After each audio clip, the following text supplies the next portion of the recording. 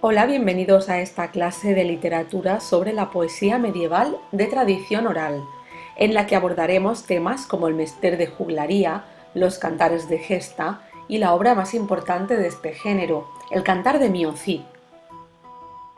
Empezamos por el contexto histórico y social.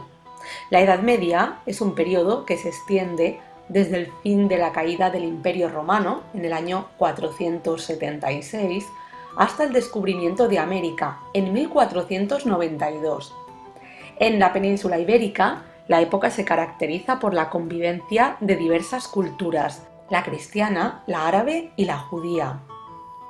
Cuando los visigodos se instalan en la península en el siglo V, los habitantes de Hispania hablan latín vulgar. Después surgirán los dialectos y lenguas romances, como el castellano. Tras la ocupación musulmana, en el año 711, en las montañas del norte de la península se forman núcleos de resistencia cristiana y se crean diversos reinos: León, Castilla, Navarra, Aragón y los condados catalanes.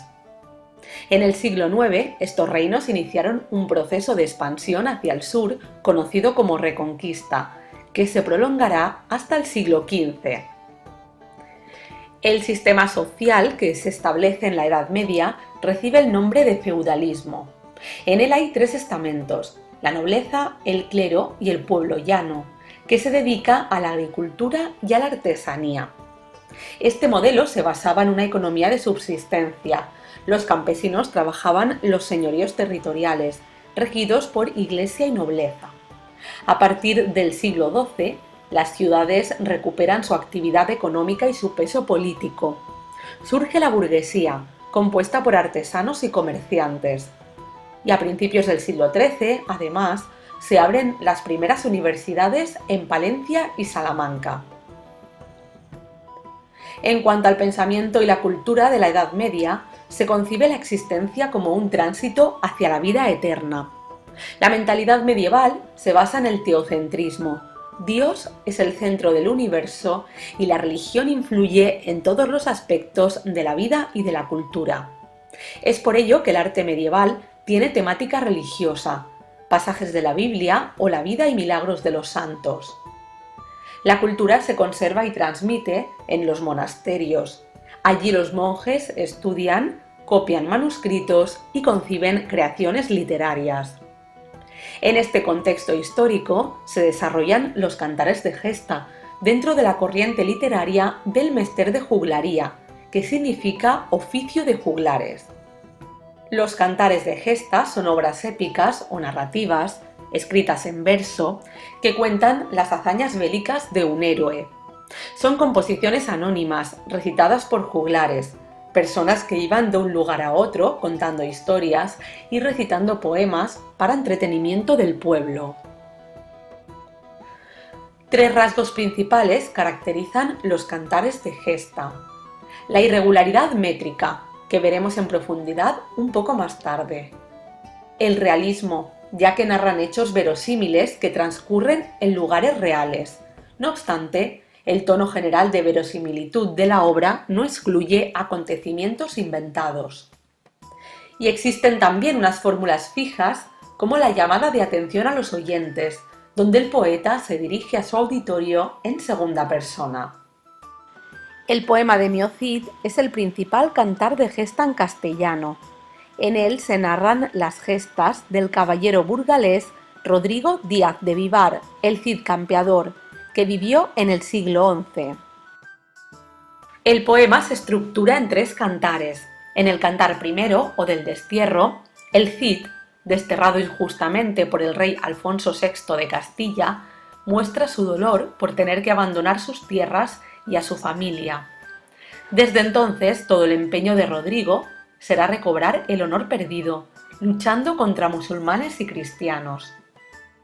En esta parte empieza a enviar regalos al rey.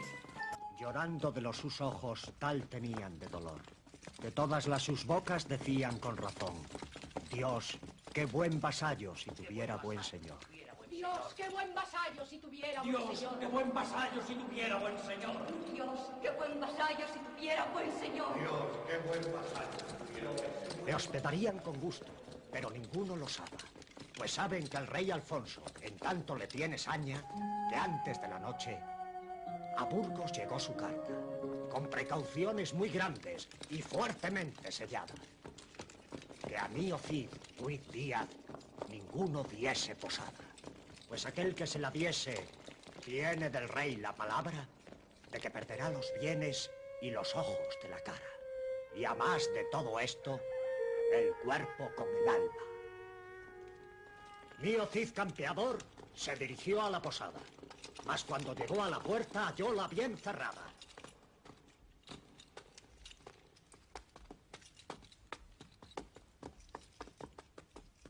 ¡Abrid! ¡Abrid los de la casa! Por miedo al rey Alfonso, así tal la dejaran.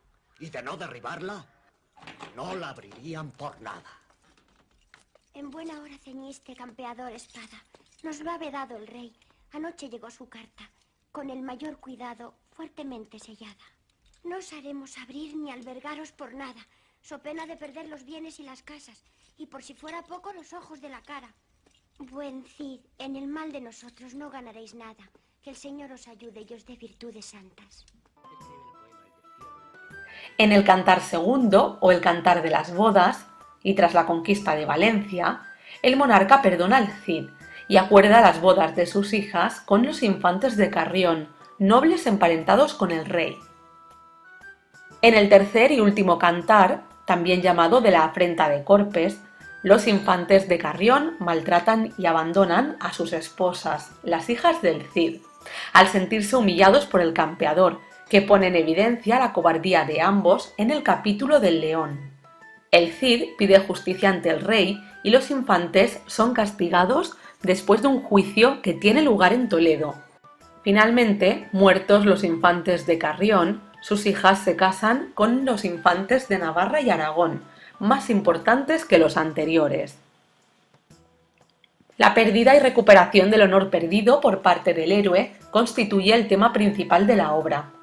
Otros temas importantes son el ascenso social del héroe, el éxito económico que consigue tras cada una de sus victorias y la justicia.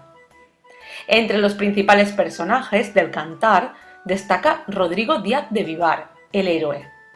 Los guerreros Pero Bermúdez, Martín Antolínez y Álvar Fáñez, mano derecha del Cid, apodado Minaya, que quiere decir hermano, un guerrero tan valiente y leal como el mismo Cid. El rey Alfonso VI, monarca que la obra presenta como cruel e interesado. Los infantes de Carrión, cobardes y crueles. Y doña Jimena, doña Elvira y doña Sol. La mujer e hijas del Cid son cariñosas y obedientes. La autoría y fecha de composición del poema sigue siendo un misterio. La mayor parte de la crítica coincide en que se trata de una obra anónima y tampoco es segura su fecha de composición. Tenemos un manuscrito en pergamino del siglo XIV, firmado por un tal Pere Abat. Lo que no sabemos es si Pere Abat copió el texto de un manuscrito anterior, que dataría del siglo XIII, más concretamente de 1207. Por lo tanto, el poema habría sido escrito a principios del siglo XIII, probablemente por un autor culto, un clérigo o una persona entendida en leyes, ya que en la obra aparecen numerosos conceptos jurídicos. Por otra parte, el estilo del poema es realista, carece de elementos sobrenaturales, al contrario de lo que ocurre, por ejemplo, en la épica francesa. El héroe se nos muestra humanizado y lleno de virtudes. Es valiente, leal, justo, compasivo, religioso, buen padre y esposo, moderado, etc. El autor alterna narración y diálogo. Aparecen también monólogos y descripciones. El narrador es externo, omnisciente y semánticamente domina el vocabulario sobre guerra, religión y leyes. El lenguaje destaca por su claridad. Algunos recursos lingüísticos que aparecen en la obra y que son fundamentales para analizar los textos son los siguientes. Invocaciones a los oyentes para llamar su atención. Se utiliza la segunda persona. Las expresiones exclamativas que utiliza el emisor para enfatizar una opinión o un pensamiento. Paso de la narración al estilo directo, esto es, El personaje pasa a hablar directamente. El uso del epíteto épico, una fórmula indirecta y laudatoria para referirse al héroe. El de la barba vellida, el que en buena hora nació, el campeador, son adjetivos positivos para referirse al Cid. También aparece en la obra el pleonasmo, un recurso lingüístico y literario que significa redundancia o reiteración. En el cantar aparece en varias ocasiones la expresión llorar de sus ojos, donde de sus ojos queda redundante o reiterativo, ya que llorar solo se puede por los ojos. Y los tiempos verbales alternan entre el pretérito y el presente. Todos estos recursos pertenecen al formulismo propio del carácter oral de la épica. Por último, nos ocupamos de la métrica del poema de Mio Cid. El cantar tiene 3.730 versos que se agrupan en tiradas monorrimas y asonantes, es decir, todos los versos de una misma serie tienen la misma rima. Las tiradas son de desigual extensión y oscilan entre los 2 y los 190 versos. Los versos son irregulares, esto es, que tiene un número desigual de sílabas y están divididos en 2 hemistiquios con fuerte cesura intermedia. El hemistiquio es cada una de las 2 partes de un verso de arte mayor, como podéis comprobar en el ejemplo que tenéis en pantalla. Hacemos ahora un breve repaso por la poesía lírica tradicional, integrada por poemas anónimos que se fueron transmitiendo y recreando oralmente durante siglos. Las jarchas constituyen la manifestación más antigua de la literatura romance en la península y datan de los siglos X y XI. Son breves composiciones líricas originarias de Al-Ándalus y escritas en mozárabe, la lengua de los cristianos que vivían en zona árabe. Son poemas amorosos en los que una mujer expresa ante su madre o hermanas el pesar por la ausencia de un amor. Tienen una sola estrofa de 2 a 4 versos.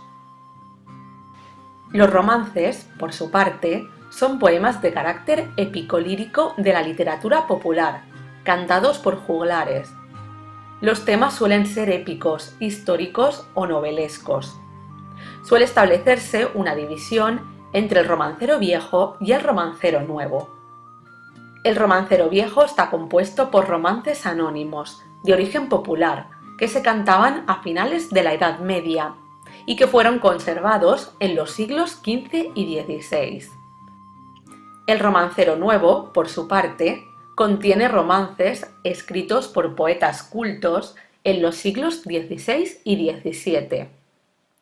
En cuanto al origen y transmisión, indicar que parte de los romances surgen de la descomposición de los poemas épicos a finales de la Edad Media, y otros proceden de la poesía tradicional. Por lo que respecta a sus características formales, los romances se componen de versos octosílabos con rima asonante en los pares, mientras que los impares quedan sueltos. Con los romances finalizamos el repaso a la poesía medieval de tradición oral. El próximo vídeo hará referencia a la poesía culta.